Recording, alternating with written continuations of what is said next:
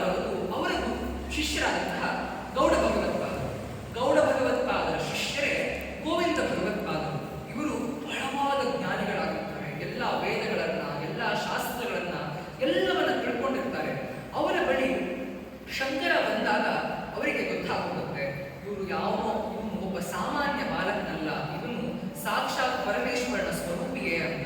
ಹಾಗಾಗಿ ಪರಮೇಶ್ವರನೇ ನನ್ನ ಬಳಿ ಸನ್ಯಾಸಾಶ್ರಮವನ್ನು ಸ್ವೀಕಾರ ಮಾಡೋದು ಬರ್ತಾ ಇದ್ದಾನಲ್ಲ ಅಂತ ಹೇಳಿ ಸಂತೋಷದಿಂದ ಅವನಿಗೆ ಆಶ್ರಮವನ್ನು ನೀಡಿ ಶಂಕರಾಚಾರ್ಯ ಎನ್ನುವಂತಹ ಬಿರುದು ಪಟ್ಟವನ್ನು ನೀಡಿ ಆಶೀರ್ವಾದ ಮಾಡ್ತಾರೆ. ಹೀಗೆ ಶಂಕರನಾಗಿದ್ದ ಪುಟ್ಟ ಬಾಲಕ ಶಂಕರಾಚಾರ್ಯ. ಹೀಗೆ ಶಂಕರಾಚಾರ್ಯ ಶಂಕರಾಚಾರ್ಯರು ತಮ್ಮ ಗುರುಗಳ ಆಶೀರ್ವಾದವನ್ನು ಸ್ವೀಕಾರ ಮಾಡಿ ತಮ್ಮ ಪ್ರಯಾಣವನ್ನು ಪ್ರಾರಂಭ ಮಾಡ್ತಾರೆ. ಎಲ್ಲಪ್ಪ ಸಂಚಾರ ಮಾಡ್ತಾರೆ. ಇಡೀ ಭಾರತ ದೇಶವನ್ನೇ ಕಾಲ್ನಡಿಗೆಯಲ್ಲಿ ಸಂಚಾರ ಮಾಡ್ತಾ ಎಷ್ಟೊಂದು ಜಾಗಗಳನ್ನು ನೋಡ್ತಾ, ದೇವಸ್ಥಾನಗಳನ್ನು ದರ್ಶನ ಮಾಡ್ತಾ, ಅಲ್ಲಲ್ಲಿ ಆ ದೇವಸ್ಥಾನಗಳಲ್ಲಿರುವಂತಹ ದೇವತೆಗಳ ಕುರಿತು ಹಲವಾರು ಸ್ತೋತ್ರಗಳನ್ನು ಬರೀತಾ, ಅವರನ್ನ ಧ್ಯಾನ ಮಾಡ್ತಾ, ಅಲ್ಲಿದ್ದಂತಹ ಎಷ್ಟೋ ಜನರನ್ನ ಜೀವನವನ್ನ ಏಳಿಗೆಯನ್ನ ಮಾಡ್ತಾ ಅವರು ಮುಂದೆ ಹೋಗ್ತಾ ಹಲವಾರು ಶಿಷ್ಯರನ್ನು ಕೂಡ ಸಂಪಾದನೆ ಮಾಡ್ಕೊಳ್ತಾರೆ. ಅವರಲ್ಲಿ ಪ್ರಮುಖರು ಅಂದ್ರೆ 4. ಯಾರು? ಪದ್ಮಪಾದಾಚಾರ್ಯರು, ಹಸ್ತಾಮಲಕಾಚಾರ್ಯರು, ತೋಟಕಾಚಾರ್ಯರು.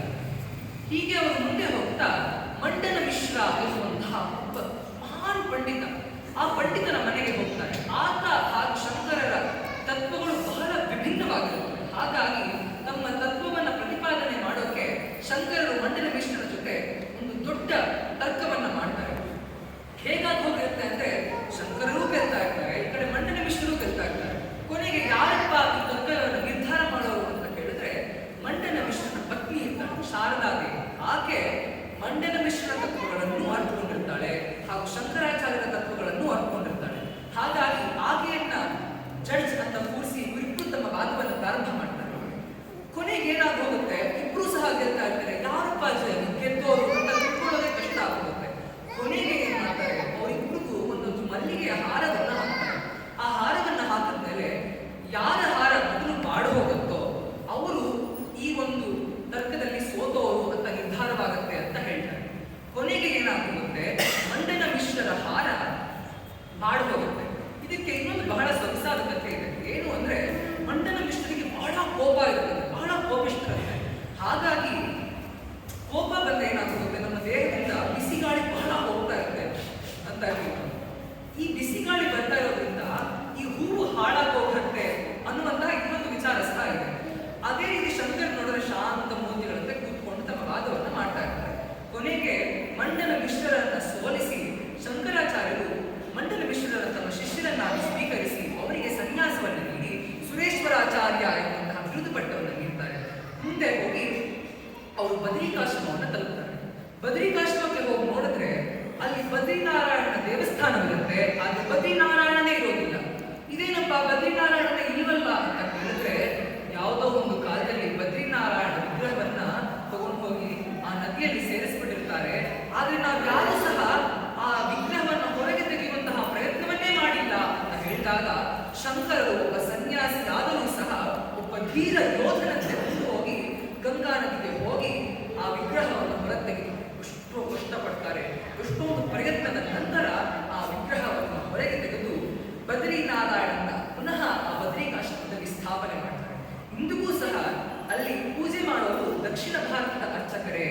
ಹಾಗಾಗಿ ಇನ್ನೊಂದು ಹೆಮ್ಮೆಯ ವಿಚಾರ ನಮಗೆ. ಹಾಗೆ ಪ್ರತಿ ವರ್ಷ ಬದ್ರಿನಾರಾಯಣನನ್ನ ಚಳಿಗಾಲದಲ್ಲಿ ಬದ್ರಿನಾರಾಯಣನ ಬೇರೆ ಕಡೆ ಸ್ಥಾಪನೆ ಮಾಡಿ ಪುನಃ ಶಕೆಗಾಲ ಬಂದಾಗ ಪುನಃ ಅವನ್ನ ತನ್ನ ಮೂಲ ಸ್ಥಾನಕ್ಕೆ ಕರ್ಕೊಂಡು ಹೋಗ್ತಾರೆ. ಇನ್ನೇ ನಮ್ಗೆ ತಿಳಿದಿರೋ ಹಾಗೆ ಅಕ್ಷಯ ತೃತೀಯ ದಿನ ಪುನಃ ದೇವಸ್ಥಾನವನ್ನ ತೆಗೆದಿದ್ದಾರೆ. ಎಲ್ಲರೂ ಚಾರ್ಧಾಮಗಳಿಗೆಲ್ಲ ಹೋಗ್ತಾರೆ. ಹೀಗೆ ಬದ್ರಿನಾರಾಯಣನ ಪುನಃ ಸ್ಥಾಪನೆ ಮಾಡ್ತಾರೆ. ಇಷ್ಟೇ ದೇವಸ್ಥಾನಗಳನ್ನೇ ಸ್ಥಾಪನೆ ಮಾಡ್ತಾ ಯಾರು ತರ್ಕಗಳನ್ನೇ ಮಾಡದೇ ಶಂಕರಾಚಾರ್ಯರು ಪ್ರಸ್ಥಾನ ಕಥೆಗಳಿಗೆ, ಭಗವದ್ಗೀತೆಗಳಿಗೆ, ಉಪನಿಷತ್ತುಗಳಿಗೆ ಎಲ್ಲದಕ್ಕೂ ಭಾಷ್ಯವನ್ನು ಬರೀತಾರೆ. ಹಾಗೂ ಧರ್ಮದ ಪ್ರಚಾರವನ್ನು ಮಾಡ್ತಾ 4 ದಿಕ್ಕುಗಳಲ್ಲಿ 4 ಆಮ್ನಾಯ ಪೀಠಗಳನ್ನು ಸ್ಥಾಪನೆ ಮಾಡ್ತಾರೆ. ದಕ್ಷಿಣದಲ್ಲಿ ನಮಗೆಲ್ಲರಿಗೂ ತಿಳಿದಿರುವಂತೆ ಶೃಂಗೇರಿ ಶಾರದಾ ಪೀಠ, ಹಾಗೂ ಪೂರ್ವದಲ್ಲಿ ದ್ವಾರಕೆಯಲ್ಲಿ ಪುರಿ ಪೀಠವನ್ನು ಪುರಿಯಲ್ಲಿ ಜಗನ್ನಾಥ ಪೀಠವನ್ನು ಸ್ಥಾಪನೆ ಮಾಡ್ತಾರೆ. ಹಾಗೂ ಪಶ್ಚಿಮದಲ್ಲಿ ದ್ವಾರಕೆಯಲ್ಲಿ ಒಂದು ಪೀಠವನ್ನು ಸ್ಥಾಪನೆ ಮಾಡ್ತಾರೆ. ಕೊನೆಗೆ ಉತ್ತರದಲ್ಲಿ ಬದ್ರಿಕಾಶ್ರಮದ ಬಳಿ ಒಂದು ಪೀಠವನ್ನು ಸ್ಥಾಪನೆ ಮಾಡ್ತಾರೆ. 4 ಪೀಠಗಳಲ್ಲಿ ತಮ್ಮ 4 ಶಿಷ್ಯರುಗಳನ್ನು ಕೂರಿಸಿ ಅಲ್ಲಿ ತಮ್ಮ ಗುರು ಪರಂಪರೆಯನ್ನ ಹಾಗೂ ತಾವು ಬರೆದಿಟ್ಟಿರುವಂತಹ